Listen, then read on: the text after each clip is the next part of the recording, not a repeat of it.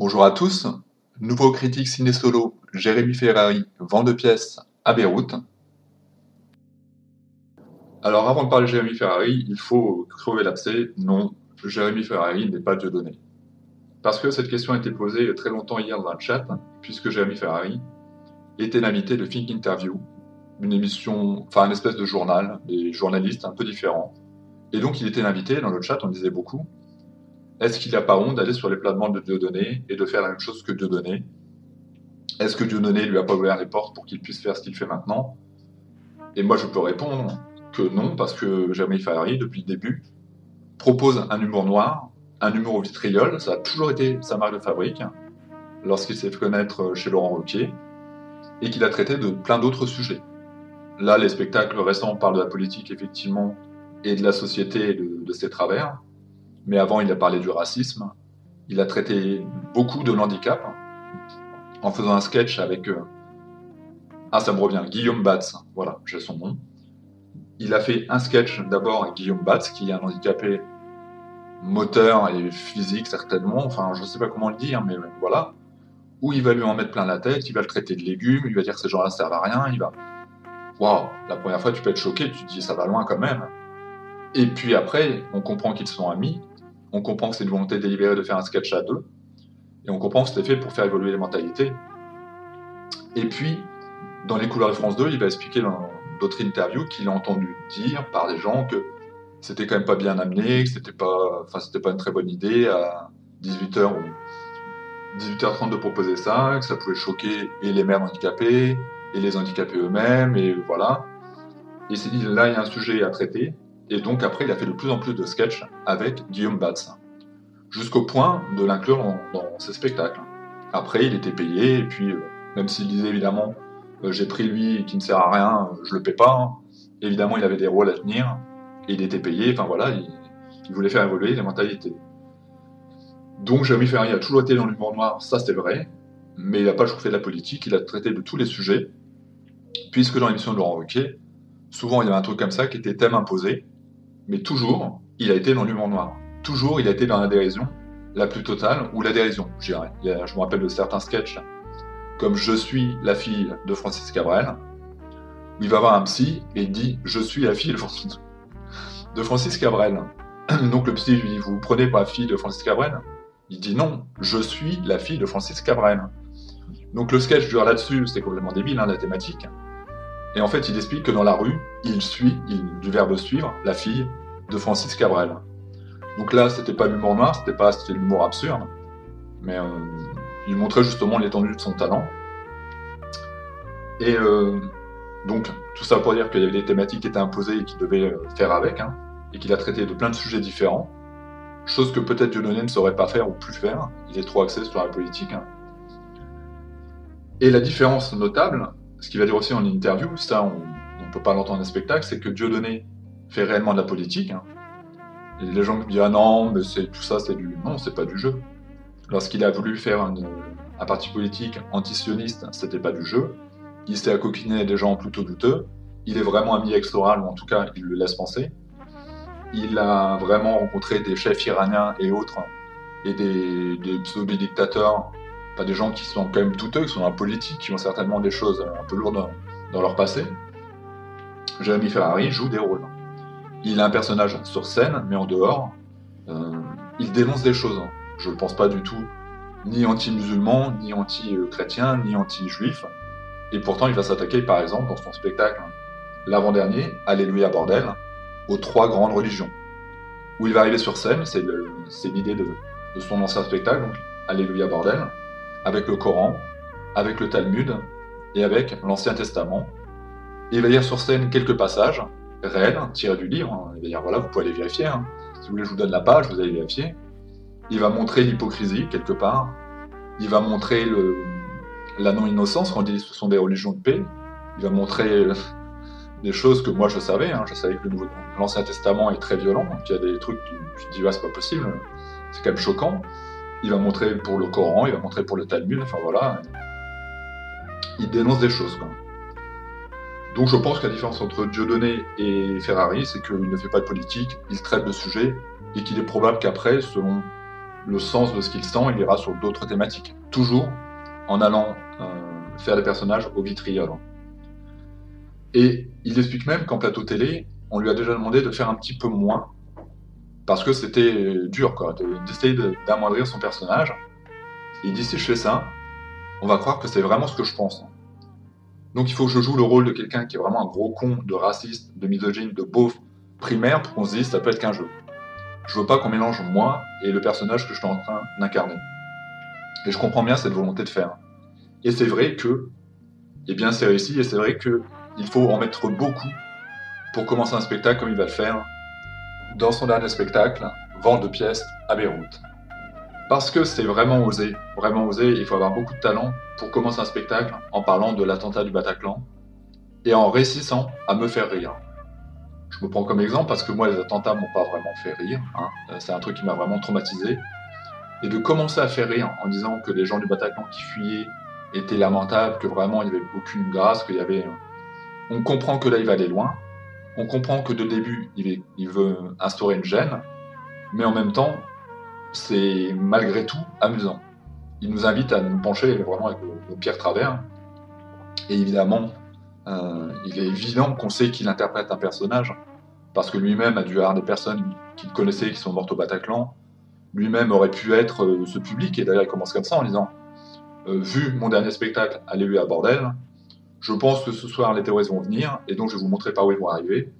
Et il va, ça fait pas du spectacle, il va improviser sur le truc, et ils vont arriver par la salle, voilà comment ça va se passer. Donc oui, c'est clairement, dès le début du spectacle, il se met tout un public à dos. Il y a des gens qui pourront pas, qui diront c'est pas possible, c'est inadmissible de parler comme ça, mais il est dans la caricature du truc, il grossit les traits pour qu'on arrive quand même à en rire un peu. Clairement, vous pourrez pas passer ça à tout le monde, il y a des gens qui vont dire c'est inadmissible, ce qu'il ose dire. Il y a un moment, par exemple, dans le spectacle, qui va parler de politique, de religion, du fondamentalisme islamiste, des ONG, enfin de tout ce qui dérange un peu. On est encore une fois plutôt sur un discours vaguement politique, même s'il n'y avait pas de politique. Il va expliquer un peu la situation en Palestine et en Israël.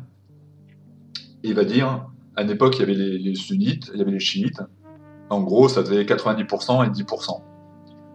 Et puis, on les a mis ensemble, et comme disait mon grand-père, 90% plus 10%, ça fait bien 100% de bougnoul. Et après, il ajoute, de façon élégante, c'était quand même un mec bien, mon grand-père, c'était un chic type, franchement, j'aurais bien aimé que vous le connaissiez. On comprend que là, c'est de l'humour, dans sa façon de le dire, dans sa façon dont c'est gestuel. On comprend quand il est en train de faire le clown. On comprend aussi les effets qu'il peut instaurer, lorsqu'il va être d'un seul coup sérieux, très très sérieux, tout le monde se repose, tout le monde se refocalise, et puis à la fin, ils vont envoyer une punchline qui relance le truc. On comprend que là encore, ça faisait partie du personnage. J'ai un ami hier qui est passé brièvement, il devait faire un truc, j'avais un problème de PC, il est passé, et j'avais mis le spectacle en fond. Et ça parlait un peu de tout ça, enfin, c'était le spectacle de Jamie Ferrari. Je voyais qu'il regardait que d'un œil, je sais pas trop l'humour qu'il peut aimer. Il devait se dire, ouais, on est dans la sphère un peu de Dieudonné, machin, j'aime pas trop. Et puis à un moment, il me dit, putain, il a jamais eu d'emmerde, ce mec-là, parce que franchement, je fais, si, il a eu a priori de ce qu'il dit des emmerdes. Il aurait eu sur son ancien spectacle, Alléluia bordel, des lettres, et il va, à un moment du spectacle, il va lire les lettres, et c'est très fort, parce qu'il va dire, bon, moi, quand on me traite d'enculé, tout ça, ça me fait rien. Par contre, quand on traite ma mère de sale pute, ça me fait rire beaucoup moins, et ma mère lit les tweets, et du coup, c'est vraiment dramatique, parce que elle y croit, donc il va en rajouter une couche, peut-être que c'est vrai, il a peut-être eu ce genre d'insulte, mais il va rire de ce qui se passe avec sa mère réellement, certainement qu'il a dû avoir ce genre d'insulte, c'est obligé. Il va en rire en disant c'est pas drôle parce que ma mère elle l'attend pendant toute la soirée, elle s'est fait de belle, et finalement les 4 mecs qui devaient venir la défoncer, ils viendront pas, et après elle m'engueule moi. S'il ne remet pas dans le contexte, qu'il joue pas le personnage, ça n'a rien de drôle, quoi. Il vient insulter sa mère, et il dit que sa mère est une salope, et évidemment c'est un personnage, il peut pas le penser le quart de ce qu'il est en train de dire là à ce moment-là.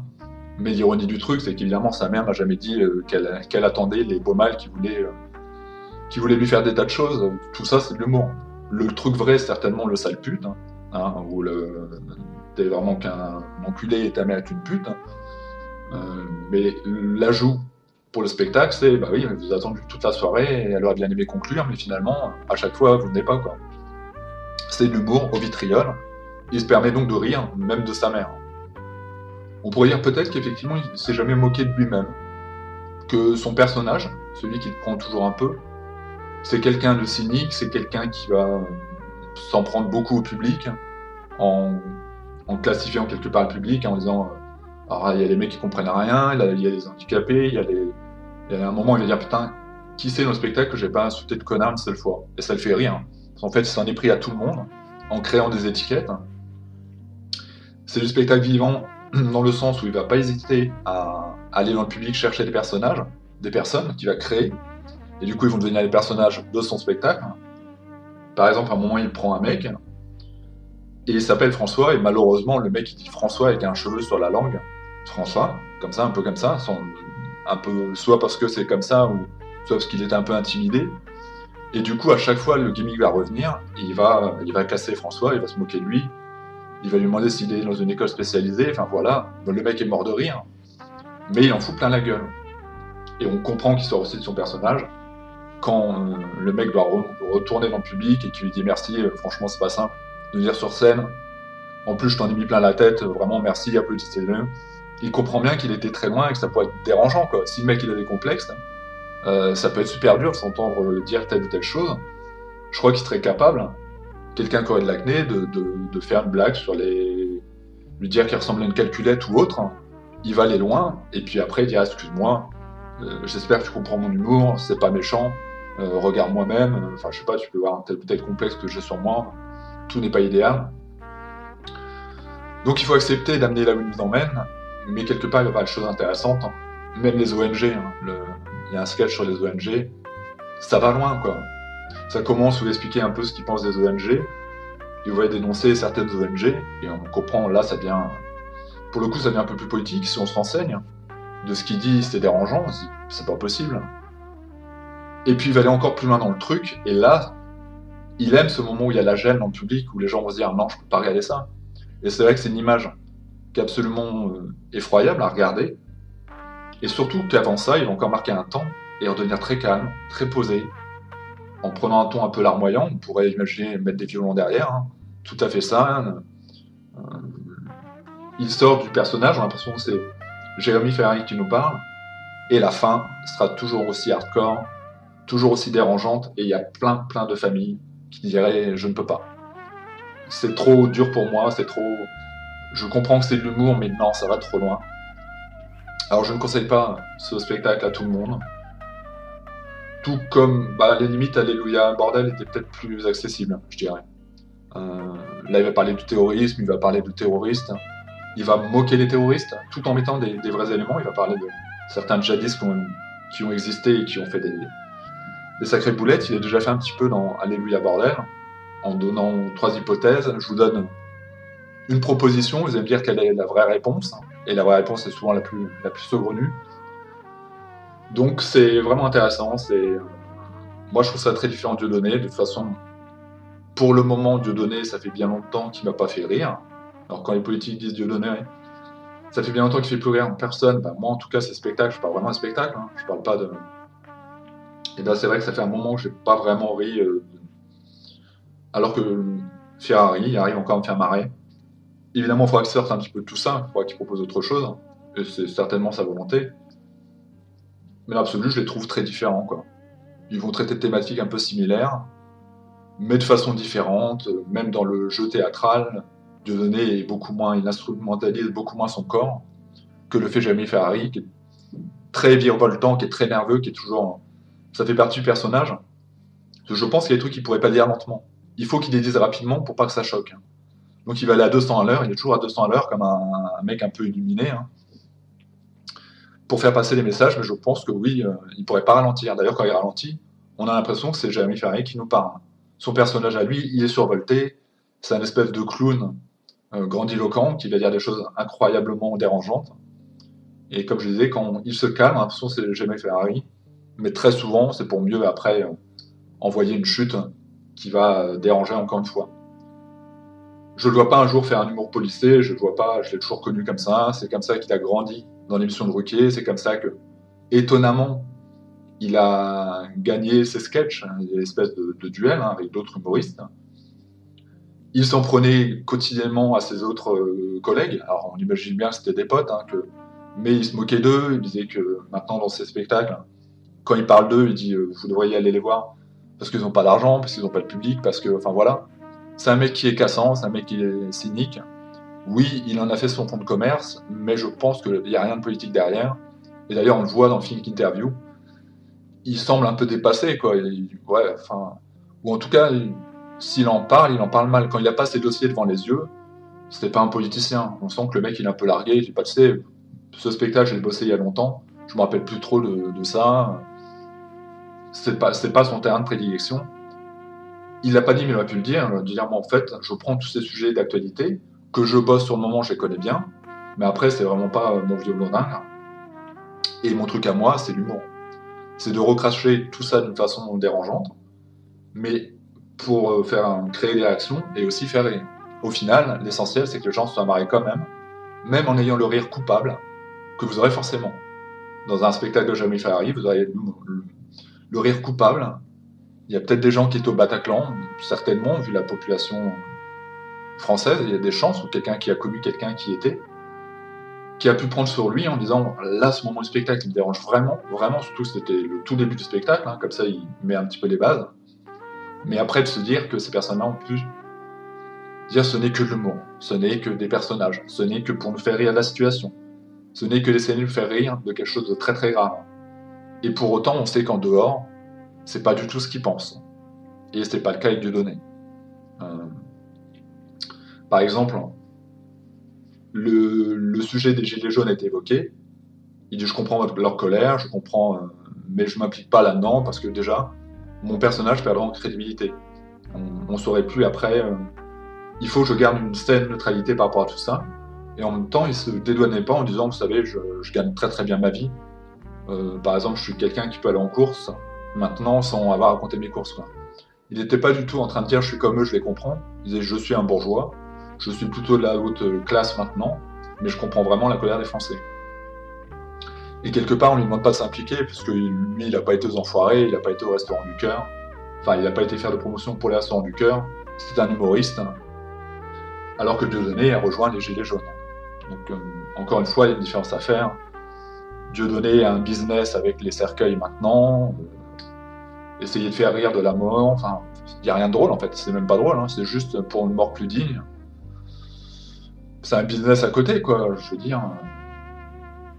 Dieudonné n'est pas le premier à inventer du tout ce genre de choses. Hein. Il y a des choses beaucoup plus sympas que les cercueils qu'il propose en forme de chrysalide.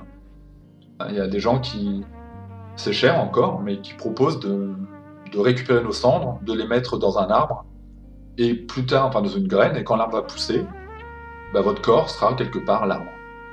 C'est poétique, c'est différent, c'est une autre façon de voir les choses, et à la fin, ça fera un jardin géant avec des arbres. Donc toute cette façon de voir la mort autrement, ça a été fait depuis très longtemps. On pourrait ajouter d'ailleurs les cercueils en carton, qui seraient beaucoup moins chers. Pour l'instant, ça n'a pas l'air d'être encore au top, mais il y a des études, enfin c'est vraiment, je pense, c'est déjà créé. Hein. Il y a vraiment des cercueils en carton pour faire baisser énormément les coûts de la mort pour les gens qui n'ont pas les moyens. Et évidemment, il faut que ce soit un peu crédible, c'est-à-dire qu'il ne faut pas que le carton pète. Hein. Enfin, vous comprenez bien de quoi on parle. Dans l'absolu, il ne faut pas que le carton pète le jour de l'enterrement. Si après il se dégrade une fois en terre, c'est pas dérangeant parce que bah, on ne voit plus et que c'est même peut-être mieux pour l'écologie, hein, un truc un peu au bout d'un certain temps qui va s'auto-dégrader quoi quelque part, c'est mieux. Mais enfin voilà, il y a eu plein de réflexions sur la mort qui ont déjà été faites. Hein. Et le cocon chrysalide de Dieudonné, c'est juste un moyen de se faire de l'argent. Enfin, il y a plein de gens qui m'ont dit. Hein. Et voilà encore un moyen de se faire un petit billet. Jérémy Ferrari, il n'y a pas ça. Il aurait écrit un livre à côté. Oui, mais toujours sur le ressort de l'humour. Je pense pas qu'il s'est mis en tant que grand politologue. Donc vraiment, je vois pas du tout les choses de la même façon. Même si évidemment, quelqu'un qui est fan de Dieudonné voit Ferrari, il va se dire c'est la même chose. Il faudrait lui demander de voir les passages chez Ruquier. On en retrouve plein sur YouTube, hein, je crois qu'ils sont tous même. Il a fait plein d'autres trucs. Hein. Il a fait vraiment plein d'autres choses. Il a fait notamment du théâtre d'improvisation. Hein, je crois qu'il y a un nom comme ça qui s'appelle théâtre d'improvisation. Ligue de théâtre d'improvisation, où Ruquier ou le public lui demandait une thématique précise et il devait improviser sur le thème. Je me souviens notamment d'un sketch que j'ai retrouvé sur YouTube, donc je vais pouvoir vous donner le nom. Vous tapez sur YouTube Jérémy Ferrari, Constance, prêt à tout pour que leur enfant fasse du cirque. Donc là encore une fois, il y avait une espèce de thématique. Avec Constance, j'ai pas vu le spectacle complet, mais je sais que Constance, elle a arraché quand même. Elle faisait beaucoup de choses. Elle fait maintenant une espèce de petits sketchs sur des radios ou autres. Et j'ai vu qu'il y a eu des polémiques. Parce qu'elle aurait montré un sein lors d'une espèce de critique comme ça. Elle s'est dénudée, elle a montré ses seins, elle s'est hyper mal passée, elle s'est fait vraiment rabrouée par le public. Et Constance avait un petit peu le même type d'humour que Jérémy Ferrari, du coup ils se sont retrouvés très souvent à deux à faire des sketchs. Notamment, là je suis sur la page Constance, j'amène ma copine voir Scream 4, je confie mon animal de compagnie, et puis si on parle de Constance, allez hop, un dernier rappel pour la route. Contrôler l'alcool dans les soirées étudiantes, je l'avais trouvé très fun, il était très drôle. Elle allait assez loin. De dire il y a du bruit au-dessus de chez moi, j'arrête ici maintenant. La bande-annonce sera en dessous. Merci à vous et à bientôt.